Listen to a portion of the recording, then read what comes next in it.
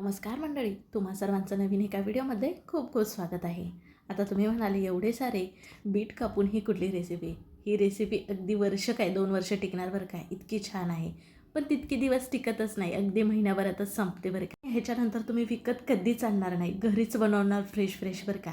आता ही रेसिपी नेमकी काय असेल पाहण्यासाठी व्हिडिओ मात्र कुठे स्किप न करता शेवटपर्यंत बघा.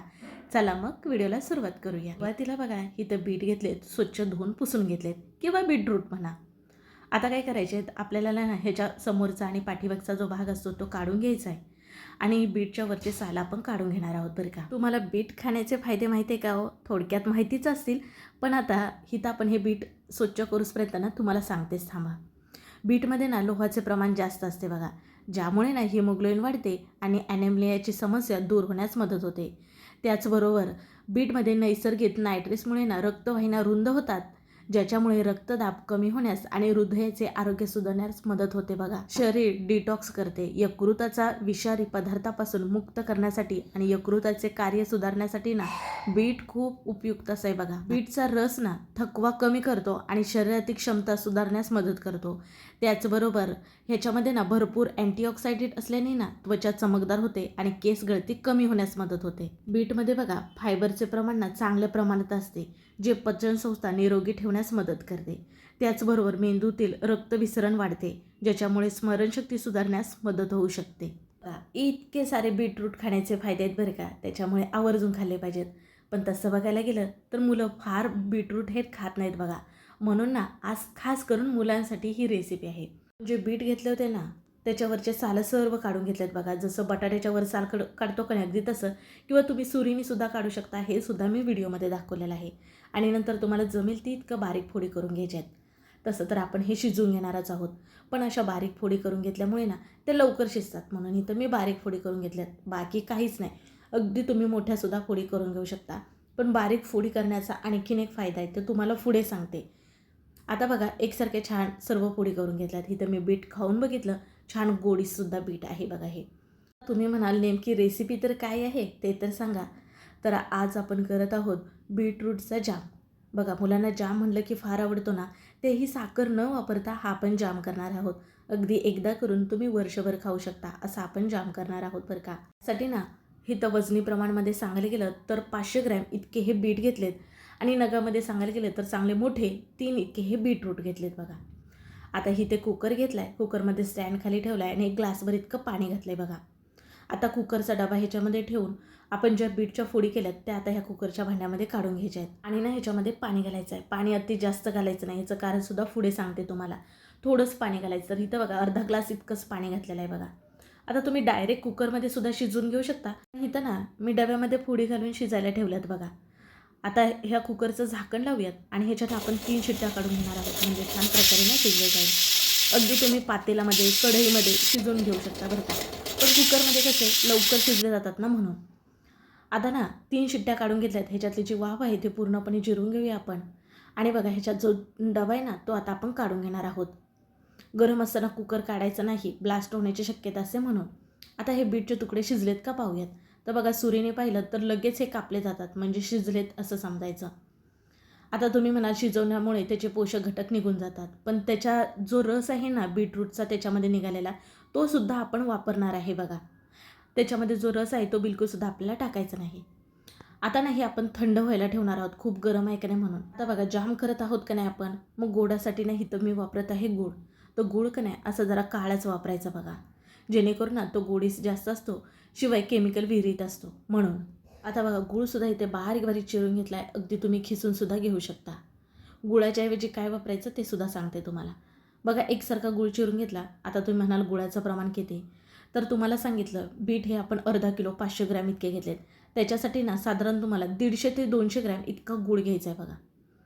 आता गूळ चिरलेला जो बाजूला काढून ठेवला आहे वाटीमध्ये, आणि बघा आपण थंड होण्यासाठी बीट ठेवलं होतं का नाही ते बघा थंड झालेत. हाताने सुद्धा मी इथं दाबून बघितले, छान प्रकारे शिजलेत. मग आता मिक्सरला आपल्याला हे वाटून घ्यायचे आहेत.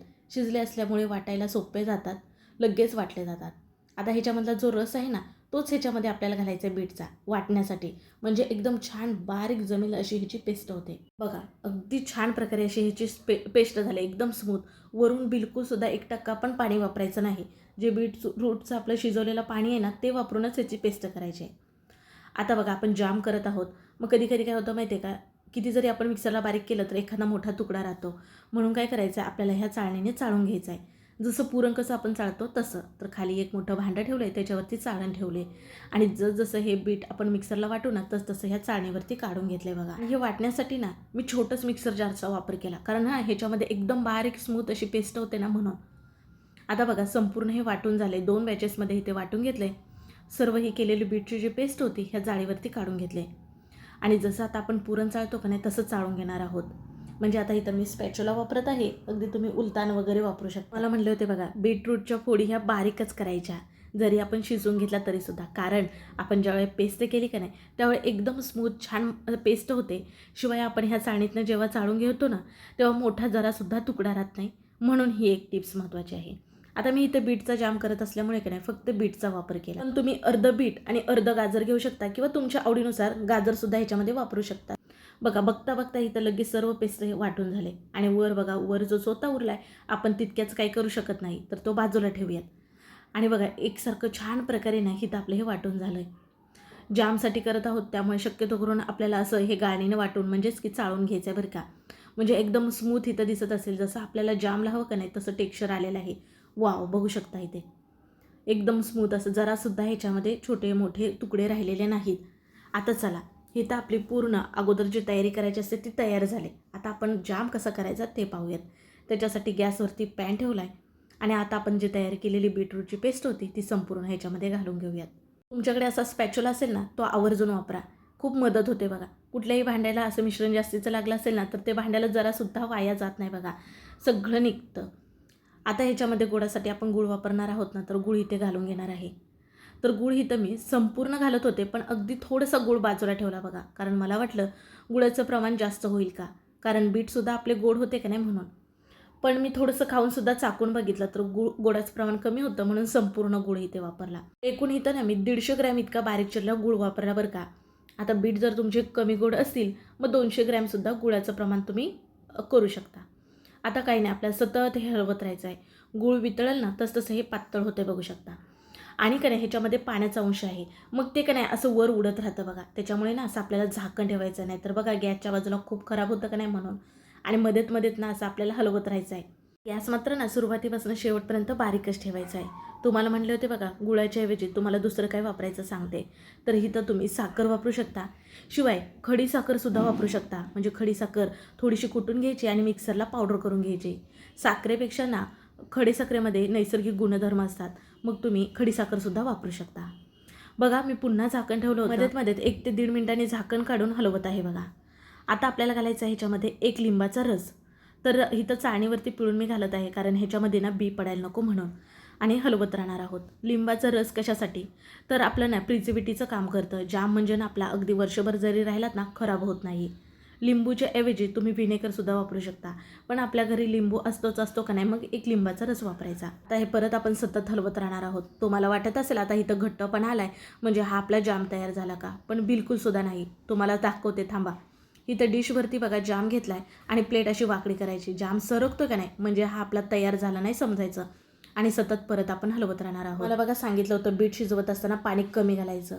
कारण सांगू का, आता इथे पाणी जर कमी असेल ना तर हे लवकर घट्ट होतं, तर ना बराच वेळ शिजून घ्यावं लागतं. शिवाय आता बघा ह्याच्यावरती झाकण ठेवलेलं नाही, कारण ह्याच्यातला पाण्याचा जो अंश होता तो निघून गेलेला आहे. आता बघा बुडबुड येतात पण चितोडे उडत नाही, कारण आपण जेवढं ह्याच्यामध्ये पाणी वापरलं होतं ते पूर्णपणे आटलेलं आहे. त्याच्यामुळे का नाही पाणी कमी वापरूनच बीट हे शिजवून घ्यायचे. आणि उडते असं वाटलं तर तुम्ही ह्याच्यावरती झाकण ठेवू शकता. आणखीन बघा एक 5 ते 6 मिनटं छान शिजवून घेतले. चांगला घट्टपणा आलाय बघा. आता बीटचा जाम आपला तयार झाला आहे का नाही समजण्यासाठी बघा पुन्हा डिशवरती जाम घेतला आहे आणि बघा बिलकुलसुद्धा जागा सोडत नाही, छान एका ठिकाणीच बसलेला आहे. म्हणजे समजायचं इथं आपला जाम तयार झाला. बघा जाम झाला आहे का नाही ओळखण्याची परफेक्ट अशी ही महत्त्वाची टिप्स आहे. आज आपण बीटरूटचा जाम केला. ह्याच्याऐवजी ना तुम्ही कुठल्याही फळाचा करू शकता, जसं की तुम्ही सफरचंदाचा सुद्धा जाम करू शकता. आता बाजारामध्ये भरपूर प्रमाणात बघा द्राक्ष यायला लागले, द्राक्षाचा जाम करू शकता, संत्र्याचा जाम करू शकता. ह्याच्या अगोदर बघा मी टॅमॅटो सॉस हे सुद्धा दाखवलं, ह्याचा सुद्धा व्हिडिओ आपल्या चॅनलवरती अपलोडच आहे. अगदी वर्षभर हे टॅमॅटो सॉस जे आहे ना ते बिलकुलसुद्धा खराब होत नाही. खरंच खूप छान जबरदस्त होतं. आता बघा हे शिजलेलं आहे का नाही, मग गॅस बंद करून हा पॅन खाली काढून घेतलेला आहे. अगदी बघा छान दाटसर पण आला आहे. आता काय करायचं, सतत हलवत राहायचं, थंड करून घ्यायचं. आणि बघा वाव, जसा जाम पाहिजे का नाही अगदी तसा परफेक्ट झालेला आहे बरं का. तुम्ही मार्केटमधनं कधीच विकत आणणार नाही तुम्ही एकदा जाम हा केला तर, एवढी मी तुम्हाला गॅरंटी देऊन सांगते. मुलांना रोज सकाळी बघा खाण्यासाठी बरेच जण जाम ब्रेडला किंवा चपातीला लावून देतात. मग तुम्ही जर घरच्या घरी असा जाम केलात ना, मुलं अगदीने आवडीने खातात. शिवाय ह्याच्यामध्ये आपण प्रिझर्वेटिव्हसाठी कुठलेही बाहेरची वस्तू वापरलेली नाही. त्यामुळे ना तुम्ही नक्की हा जाम घरच्या घरी करून बघू शकता. अगदी हा जाम आपला ना 50 ते 60 रुपयेमध्ये बनवून तयार होतो. बाहेरून विकत आणायचं म्हटलं तर खूप असा महाग असतो बीटचा जाम तर.